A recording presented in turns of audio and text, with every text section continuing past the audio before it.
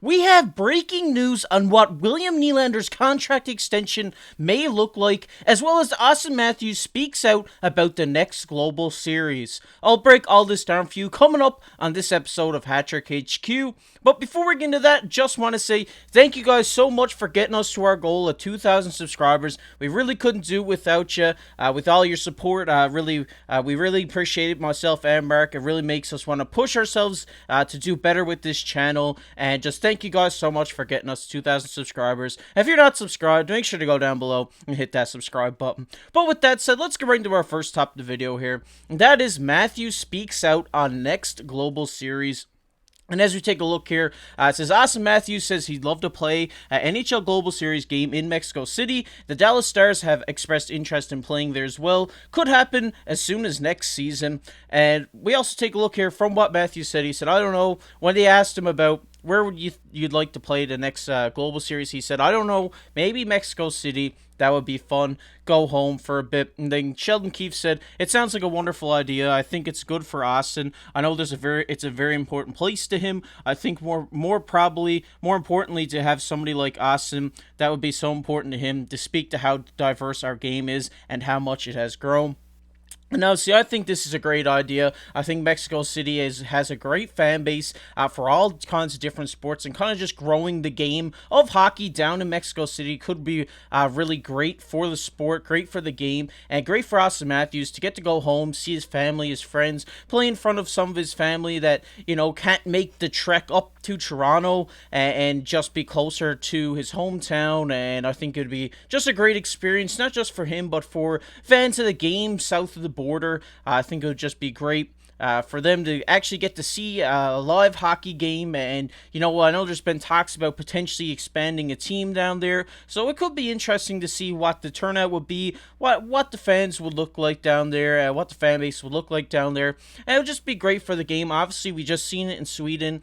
Obviously, Sweden is more of a hockey place than Mexico City, but, the turnout in Sweden was great. We got to see some legends come back and drop the puck and all these things. So it would be nice to see it down in Mexico City, play Dallas and Toronto. I think it would be fun. I think it'd be great. It'd be hyped up. Auston Matthews would probably have the best games of his career down there, because it seems like it. William Nylander just had some of the best games of his career over in Sweden, so it'd just be great to see. Another place that I'm looking at here is maybe Asia, maybe a place like Japan. I think that'd be really cool. I know people of Japan go crazy for sports over there, and I think it would be great to see a hockey game over there. I think the fan turnout would be amazing as well over there. So it'll be interesting to see where they go next year. I love these global series. It's just nice to see them play outside of North America, and it's just great to see all the fans all over the world to get to enjoy the game. But we're going to get into our next topic of the video here, and that's probably why you all clicked on it, and that is Nylander's price has been revealed by the NHL Executives. And as we take a look here, they had a number of team executives here, say what they would pay for Nylander, what he's worth. And this is the first one here. He says, this is a very similar situation to Boston with Pastrnak. Pastrnak signed in March, 8 years, 11.25. Of a season, he finished with 61 goals and 113 points. So to me, the fair number would be 8 years north of 11 million. I know Matthews is at 13.25, but only a 4-year term. If Nylander goes 8 years at 11.5, that's $92 million guaranteed, where he would get over $13 million externally on a 7-year deal to match the money, which is hard to do. And we also got another one here. He says, I don't see how it's less than $11 million, given the rising cap and the season he's having, unless he wants to take a discount to go to a destination of choice on a 7 to 8 year deal, that is. We also got another one here. It says, my guess is that it comes in around $10.5 to $11 million, depending on the term. And we got another one here that says, I start by asking what he would get as an open market UFA. I doubt anyone goes to 11 million for him, but I think he'd get 10 million. So if he wants to stay in Toronto, a bit of a hometown discount, he might take maybe 9.5 million.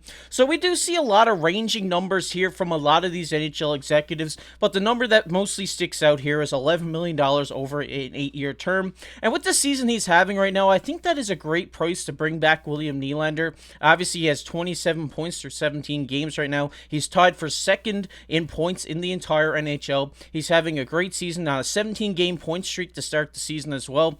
Obviously, he's the best player on the Toronto Maple Leafs right now, and if he continues to have this success throughout this season, he could definitely hit over 100 points this year. I think he could easily hit 100 if he continues at this rate. Obviously, he could probably hit 50 goals this year as well. I think he's having a great year. He's really coming out of his shell this year and just having a career year. And I mean, $11 million is a fair price. I mean, 11 over 8 years is $88 million. His jersey number, I think that would be pretty cool as well.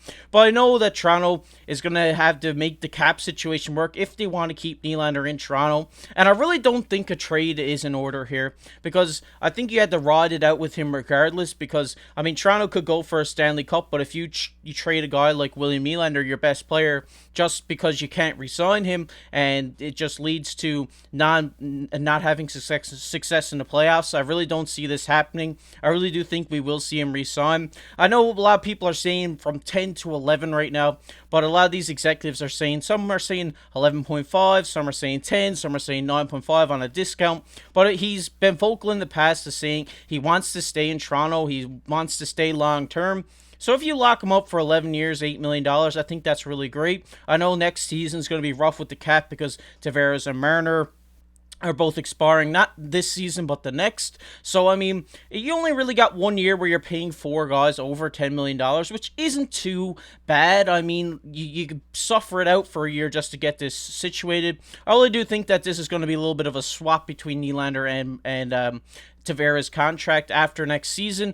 He will be, after next season, he will be making around 10 to 11, whatever he signs for. But then after then, I'd say you extend Tavares back for another 3 to 4 years, maybe at, $4 to $5 million range. So you're saving a little bit of money there. You're kind of switching those contracts around. But I really do think this is what's going to happen. But we do have a quote here from Elliot Friedman. He says the number has gone up.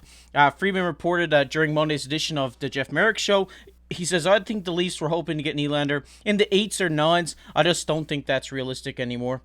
And obviously, like I've said, I have to agree with Friedman here. Obviously, the right deal for him right now, a great steal for him would be $9 to $9.5 million over 8 years. But in reality, I really don't see this happening if he continues to have this season he's having. I really do think he deserves to get paid, that top star money, which would be around $10 to $11 million. And with the cap going up, I really do think that this will help out this situation as well, because you'll have a little bit more wiggle room to make this work as well. You also have a few guys that are coming off expiring, like Domi, Bertuzzi, Klingberg. So you might have to let one of those guys go to get Nylander back. But we also do have another quote here from Pierre LeBrun. He said, my understanding is both sides keep going back and forth. They hope to get something done between now and July 1st, but it's a difficult contract to get done. William Nylander has been spectacular. His salary leverage keeps going up, but the Leafs also keep dealing with the salary cap.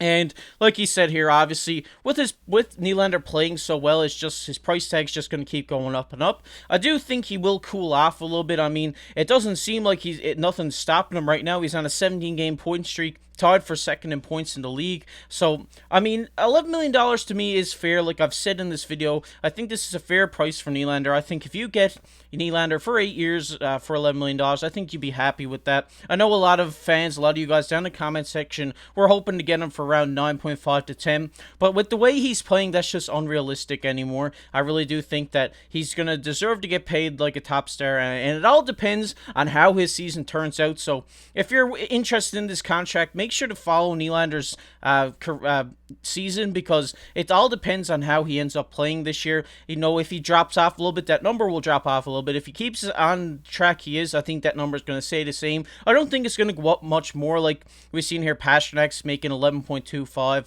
so maybe 11, maybe 10.5, I think is the right deal for William Nylander. But let me know down below, what are your thoughts? What do you think that Nylander should go for? I know these executives have been putting up a lot of high numbers, so I think it's just to do with the play he's playing right now. But let me know down in the comment section below what you think of this price tag.